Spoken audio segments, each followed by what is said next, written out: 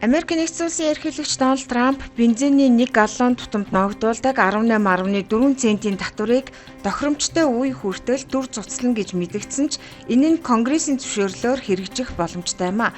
Одоогоор тус улсад бензиний үн дунджаар 1 галлон нь $450 Америк давж жилийн өмнөхөөс $1 илүү өссөн байна.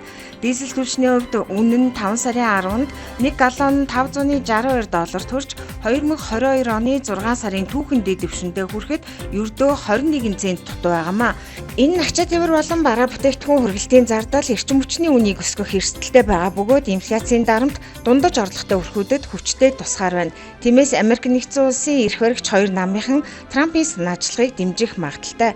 Ажиглагчдын зүгээс Дональд Трампын энэ санаачлага нь Ираны дайн ойрын хугацаанд дуусгахгүйг шууд бусаар хөлөөнд зөвшөөрч буй хэрэг гэж үзэж байна. Хэрв та гадаад арилжаанд оролцохыг хүсвэл Тэнгэр Капитал үнцаасны компанитай 7711 Tik 2 72 дугаарын утсаар холбогдоорой.